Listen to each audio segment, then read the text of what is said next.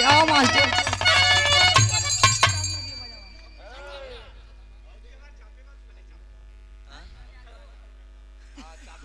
ए भैया सुंदर पुरस्कार बड़ा ही सम्मान भैया को ओर से शंकर भगवान के नाम प्रदान किए भाई मुराद पूरी है भैया लोगन का। बड़ा हर हर महादेव बड़ा दूर से पैदल चल के आ रहे हैं बड़े भाई लोग। आओ मास्टर। मर्दन का मती बहुरायल सखी मर्दन के मती बहुरायल